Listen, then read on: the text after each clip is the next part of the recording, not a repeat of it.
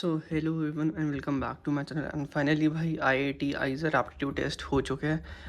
कैसा हुआ सब बताता हूँ। तो जिनको पता है आइजर का, तो भाई तुम देख रहे हो, पता ही होगा। वैसे चार होते subjects, bio, maths, physics, chemistry. चारों करने होते हैं, ऐसा नहीं बायो मैथ्स रिप्लेसेबल है कुछ, तो चारों करने थे। अब मैंने पेपर को सीक्वेंस में चलाया, बायो से लेके फिजिक्स तक।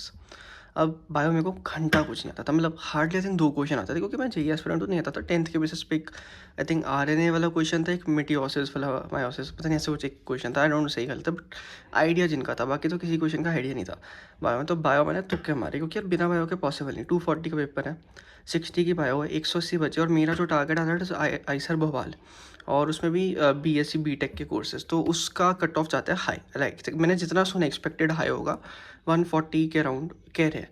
तो 140 लाना है, तो 180 में से तो ला ही नहीं सकता भाई, चांस ही नहीं है। तो 240 का तो करना ही पड़ेगा अटेम्प्ट, मतलब 200 के तो ऊपर करना पड़ेगा। तो बायो तुक्के मारने थे, तो बायो मैंने मार दिए तुक्के, बस कर दी बायो। मैथ्स की बात करें, मैथ्स मेरे को डुएबल लगी, फिजिक्स मेरे को थोड़ी सी मैथ्स से बेटर लगी, एंड केमिस्ट्री मेरे को ईजी लगी टू बी ऑनेस्ट। मतलब मेरे काफ़ी पेपर ख़राब चल चुके हैं लास्ट, ठीक है, जेई वगैरह सब खराब हुआ था, फिर भी मेरे को ये paper as compare to them easy था। जेई से तो ईजी था, and I would say V I T से kind of V I T level I would say, but time बहुत ज़्यादा था इस में। मतलब भाई 3 घंटे थे, एंड लिटरली मेरे सेंटर में हर एक बच्चे का पेपर आधे घंटे पहले तो एटलीस्ट ख़त्म हो गया था। मेरा खुद 45 मिनट्स के अराउंड ख़त्म हो गया था। उसके बाद रिविजन्स करा था, क्योंकि देखो, अगर कोई बायो वाला बंदा है, ठीक है, तो वो मैथ्स तुक्के मारेगा, ठीक है। कोई मैथ्स वाला है वो बायो तुक्के मारेगा। अगर कोई पीसीएमबी वाला है वो यूटिलाइज़ करेगा 3 आवर्स। पीसीएम या पीसीबी वाला यूटिलाइज़ नहीं कर पाएगा 3 आवर्स, ठीक है। तो जो पीसीएमबी वाले थे उनके लिए तो भाई पेपर फाड़ होगा, क्योंकि मेरे को बायो टू बी ऑनेस्ट जितना मैंने सुना भी बच्चों को बात करते हुए पीसीबी वालों को, और खुद भी जितना देखा, मेरे को उतनी ट्रिकी सी नहीं लगी। मतलब मेरे को तो चलो नहीं है नॉलेज, बट जिन मैंने मेरे साथ ही बैठे थे, तो मैंने जितना पूछा एंड सुना, बायो सबको ईजी ही लगी, मतलब as compare to this stream. Maths भी मेरे को डुएबल लगी थी, एंड ओवरऑल पेपर डुएबल था। कितना मतलब स्कोर आ सकता है तो आई डोंट नो। अगर मेरा कुछ भी स्कोर आता है मैं हैप्पी यार, 90-100 के ऊपर जो भी आया मैं हैप्पी, ठीक है। मतलब बायो के तुक्के चल जाए, बाकी देखते हैं। एंड ओवरऑल पेपर ठीक था, आइज डुएबल था। बट भाई एक चीज़ मुझे तुम बताओ, भाई what the fuck is the meaning of photo copy of Aadhaar card. भाई मैं हर एग्ज़ाम में जेई वगैरह मैं ओरिजिनल आधार कार्ड लेके गया हूँ। भाई इसमें मैं अपनी गलती भी मानता हूँ कि उन्होंने इंस्ट्रक्शंस में लिखा था, एंड भाई इतनी डिटेल कौन पढ़ता है लास्ट लास्ट लाइन तक। तो मैंने बोला चल ठीक है, आईडी वगैरह का लिखा है, आईडी तो मेरा लेके जा ही रहा हूँ, आधार कार्ड ओरिजिनल लिखा, तो मैं इतना नहीं पढ़ा भाई फोटो कॉपी। तुम समझो एब्सोल्यूट सिनेमा लेवल शिट हुआ है। मैं पहुंचा ही 12 मिनट पहले उस सेंटर पे, और फकिंग मेरे को अलाउ नहीं किया जाने के लिए। कहते हो भाई फ़ोटो कॉपी दो आधार कार्ड की। मेरी उधर फट गई। मेरे साथ पापा थे, उनको बोला भाई जल्दी जाके लेके आओ। हार्डली आई थिंक 2 मिनट पहले गेट क्लोजिंग टाइम 2:30 था, उन्होंने एग्जैक्ट 2:30 क्लोज कर दिया था। बच्चे बाहर थे, रो रहे थे, जिनका सेम इशू हुआ था आधार कार्ड वाला, उनका तो बुरा हाल था। एंड आई थिंक यार इतना भी स्ट्रिक्ट नहीं होना चाहिए, 5-6 मिनट अलाउ कर दो। पता है बच्चे एक चीज़ भूल गए, वो भी एक दो नहीं भाई, कम से कम 15 से 16 बच्चे ऐसे थे, ठीक है, इंक्लूडिंग मी। मैं तो लाइक 2 मिनट पहले मेरा आधार कार्ड आया 28 पे, और 29 के अराउंड मैंने एंटर किया। तो अगर 2-3 मिनट लेट होता, आज ये वीडियो ना बन रही होती, मैं आइसर ही ना दे पाता। एंड ये पेपर मेरे को देना था। बट एक चीज़ और मैं कहूँगा, मैंने अब तक जितने भी पेपर दिए, JEE, UG, double E, V I T, M I T, one of the most boring paper भी मेरे लिए यही था। बोरिंग इसलिए भाई पता ही नहीं अब 40 मिनट करूँ क्या भाई, 2 बार पेपर रीचेक कर लिया, फिर आधा घंटा बच रहा है भाई।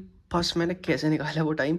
एक तो भाई गर्मी का मौसम, सेंटर ठीक था, मतलब एसी उसी तो होते नहीं, पंखा था, थोड़े बहुत कूलर थे, तो थोड़ी बहुत हवा आ रही थी। पहले तो कूलर भी नहीं लगाए थे पिछले एग्जाम्स में सेंटर ने, अब जाके लगाया। तो भाई पहली बार से तो मतलब मैंने जो सोचा था इधर जाएगा उससे तो मेरा बेटर गया, बट कोई इतना अच्छा भी नहीं गया कि भाई सिलेक्शन हो जाए। मतलब कुछ नहीं पता, रिजल्ट पर डिपेंड करेगा, बट ठीक हुआ, I am happy with my paper.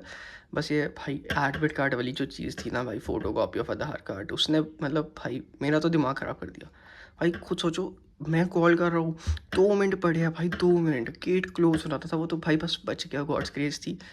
And paper दे दिया जैसा हुआ। भाई एक चीज़ और, मतलब इतना रश मैंने अब तक किसी भी अपने सेंटर में किसी भी एग्ज़ाम के लिए नहीं देखा।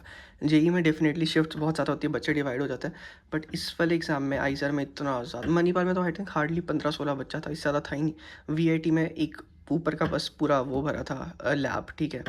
बट इस वाले में तो भाई कितना ज़्यादा रश था भाई, इतना ज़्यादा, मतलब भाई 6 फ्लोर्स में से सब फ्लोर्स में बच्चे भरे पड़े हैं।